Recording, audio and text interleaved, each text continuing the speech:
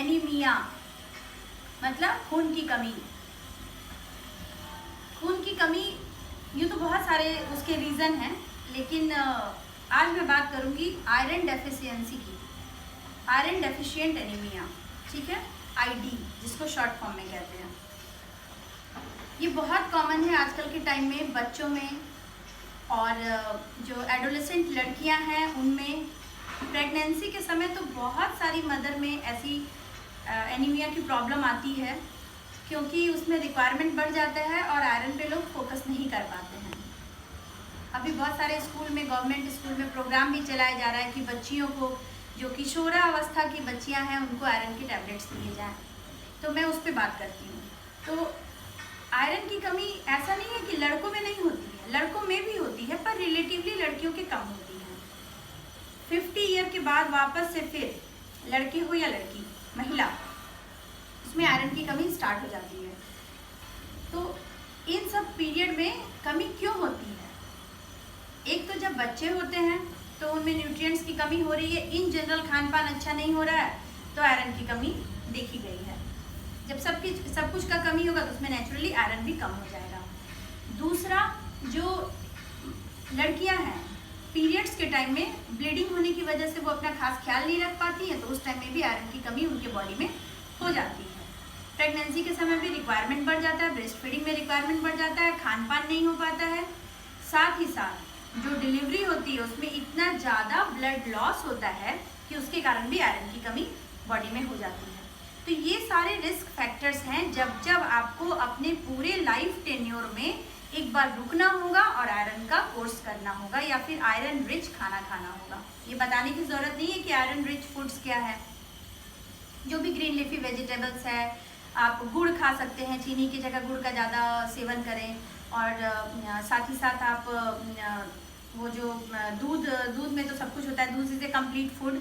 आप मीट ले सकते हैं, वो जो कलेजी और वो सब टुकड़े जो होते हैं, लीवर वगैरह जो उसके मीट में आते हैं, वो सारे आयरन के सोर्स अच्छे पाए जाते हैं उसमें। उसके अलावा अब मैं बताती हूँ कि कैसे जानेंगे कि बॉडी में आयरन की कमी हो जाती है। आयरन बेसिकली है क्या? हीमोग्लोबिन के सेंटर में आयरन होता है। जो दो फॉर्म होते हैं ना आयरन के, फेरस और फेरिक, तो उसके सेंटर में आयरन होता है। और हीमोग्लोबिन जो आरबीसी के अंदर होता है, तो आरबीसी किसका कंपोनेंट है? मैंने एक ब्लड डोनेशन पे वीडियो डाला है, आप उसे जरूर इस वीडियो को सुनने के बाद देखिएगा कि ब्लड डोनेशन में मैंने बताया है कि जो ब्लड है उसके कौन कौन से कंपोनेंट्स होते हैं। तो ये हो गया आपके, जो आयरन की बात कर रही थी, क्यों आयरन जरूरी है? क्योंकि ब्लड में आरबीसी के अंदर हीमोग्लोबिन के सेंटर में आयरन, तो आयरन तो मेन रोल हो गया। अगर आयरन नहीं होगा तो फिर से वापस पीछे की तरफ कुछ नहीं बनेगा। आयरन नहीं होगा तो हीमोग्लोबिन नहीं बनेगा, हीमोग्लोबिन नहीं बनेगा तो आरबीसी नहीं बनेगा, आरबीसी नहीं बनेगा, ब्लड नहीं बनेगा। तो ऐसे वो आगे से पीछे आप देख लीजिए, उसका ये चेन है। तो यहाँ पे आयरन जब इम्पॉर्टेंट है तो जानेंगे कैसे, क्या साइन और सिम्टम है कि आयरन की कमी हो रही है? सबसे पहले आपको वीकनेस आना स्टार्ट होगा, फैटीग होगा, मतलब आप थक जाएंगे, थोड़ा सा काम करेंगे आपको थकावट ज़्यादा होगी। आप किसी से लगातार बात करेंगे, जैसे मैं आपसे लगातार बोल रही हूँ पर फिर भी मुझे थकावट नहीं हो रही है, टच वुड, क्योंकि आयरन की कमी नहीं है। तो ऐसे आप बात नहीं कर पाएंगे। आप यूट्यूब पे वीडियो नहीं बना पाएंगे अगर आयरन की कमी होगी तो, टू बी वेरी फ्रैंक। आप लगातार नहीं बोल सकते हैं। वैसे एडिटिंग के कारण आप बोल सकते हैं, आजकल एडिटिंग भी बहुत होता है, पर मुझे एडिटिंग नहीं आती है तो मैं लगातार बोलती हूँ। तो आयरन की कमी में आपको क्या कहा था मैंने? फैटिग होगा, वीकनेस आएगा, भूख नहीं लगेगी, आपको क्या खाने की इच्छा होगी? पीका, मतलब ऐसी चीज़ें जैसे मिट्टी, चौक, बहुत सारी लड़कियों को मिट्टी, चौक, पेपर, ग्लू, जो गम आते हैं, अगर ऐसी चीज़ें खाने की इच्छा हो रही हैं तो आप समझिए आपकी बॉडी में आयरन की कमी हो रही है। This is not normal. Pregnant महिलाएं अक्सर ये सब खाया करती हैं क्योंकि आयरन की कमी हो रही है उनके बॉडी में, वो समझ नहीं पाती हैं। इसके अलावे आपको जो जॉइंट्स होगा उसमें जॉइंट्स में पेन स्टार्ट हो जाएगा। साथ ही साथ आप कोई नॉर्मल एक्टिविटीज़ जो घर में कर रहे थे, अब आपको थोड़ी थोड़ी देर के बाद एक ब्रेक लेना होगा। आपके मुंह का हो सकता है टेस्ट बदल जाए, खाने का मन नहीं करे, हार्ट रेट बढ़ जाए। उसके अलावे आपकी आँख में पीलापन आने लगेगा।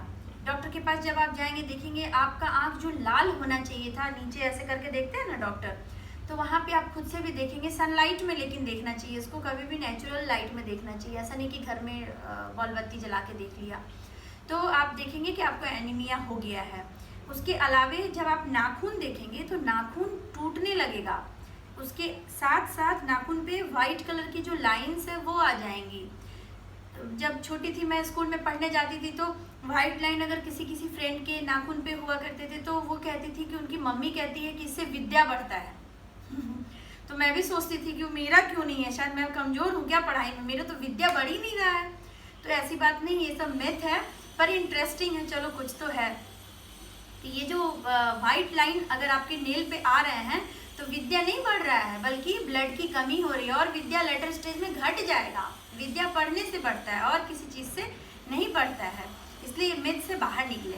नाखून टूटने लगे, आपका नाखून जो एक नाखून में ऊपर की तरफ हल्का उभार होता है, आपका नाखून ऐसे चम्मच की तरफ हो जाएगा, ऐसे वाला नाखून, तो आप समझ जाइए कि आपको आयरन की कमी हो रही है। तो ये सारे साइन हैं जो डॉक्टर देखेंगे, या खुद से भी आप अपने घर में चेक कर सकते हैं। जो नाखून का नेल बेड पे जो रेडनेस है वो खत्म हो जाएगा, पीलापन आ जाएगा।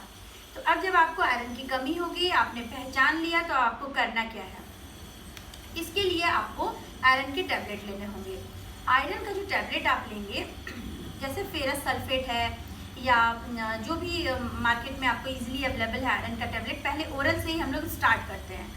तो ओरल टैबलेट आपको जैसे देना स्टार्ट करेगा तो 50 mg कंपोजिशन में अगर 50 mg आयरन है तो आपको TDS देगा या BD देगा, जैसा आपका आयरन है। अगर बहुत ज़्यादा सीवियर एनीमिया है तो आपको TDS स्टार्ट करना पड़ेगा उसको लेना।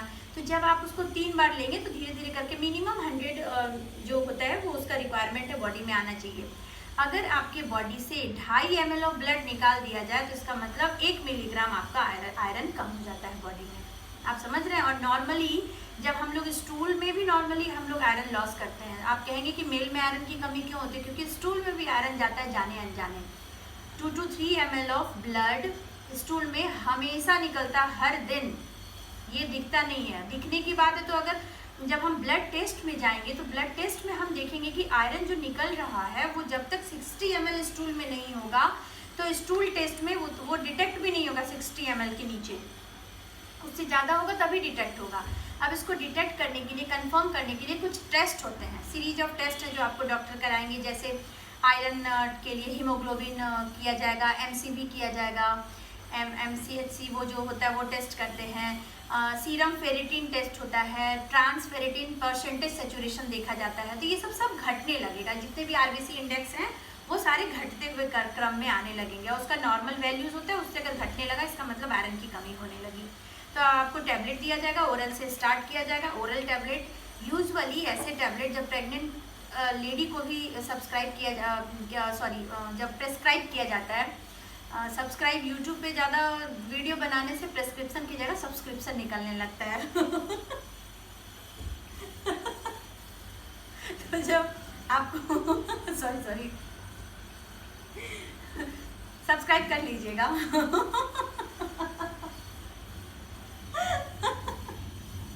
तो कम टू द टॉपिक। तो जो आपके आयरन की टैबलेट होंगे वो जब आपको प्रेगनेंसी में दिया जाएगा तो आयरन के साथ अक्सर कैल्शियम दिया जाता है। तो मेरी बहुत सारी इनोसेंट फ्रेंड्स जो नहीं जानती हैं, मैं उनको बताती हूँ कि आप ये आयरन और कैल्शियम का टैबलेट एक साथ कभी ना लें, क्योंकि दोनों का जो एब्जॉर्प्शन का साइट होता है स्मॉल इंटेस्टाइन में वो एक ही होता है।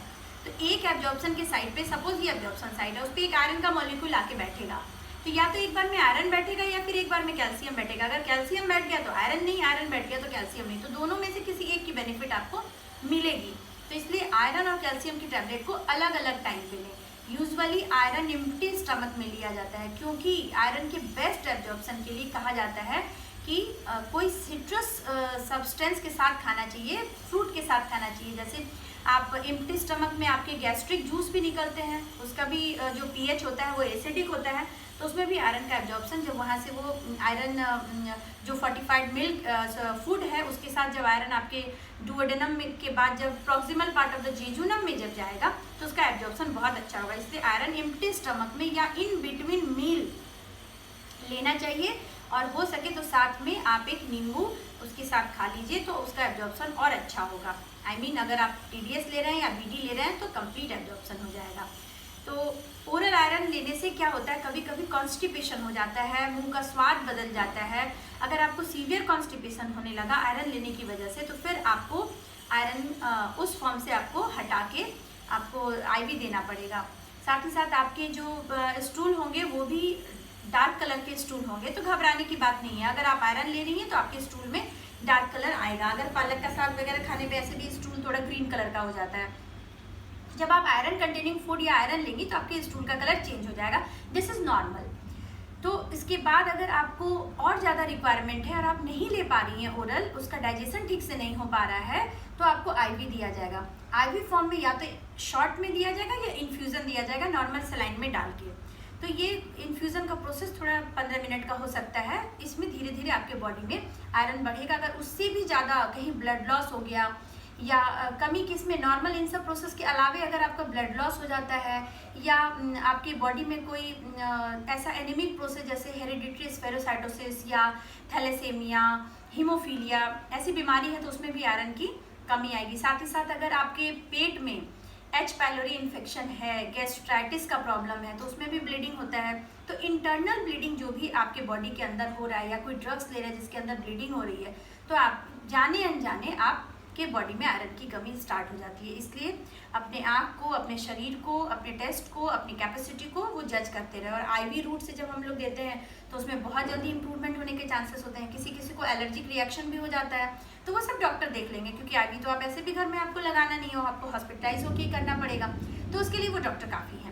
आप बस इतना जानिए कि आपको क्या साइन सिम्टम है, कब आपको बाहर निकलना है, कब आपको डॉक्टर के पास जाना है, और कैसे आपको दवा टाइम पे लेके अपने आयरन का जो लोड है आपके बॉडी में उसको आपको बैलेंस करना है, ताकि आयरन ज़्यादा आपके बॉडी में कमी ना हो और आप एनीमिक ना हो।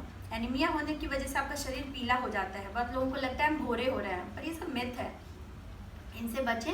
ये सच है कि जो आयरन है हमारी बॉडी में उसके कारण मोर्टेलिटी नहीं होती है, डेथ रेट बहुत कम है, लेकिन उससे इफ़िशियंसी बहुत कम हो जाती है। आपका ग्रोथ अच्छा नहीं होगा, डेवलपमेंट अच्छा नहीं होगा, आपके बॉडी में जो भी हार्मोनल चेंजेस हैं वो सारे अफेक्टेड हो जाएंगे।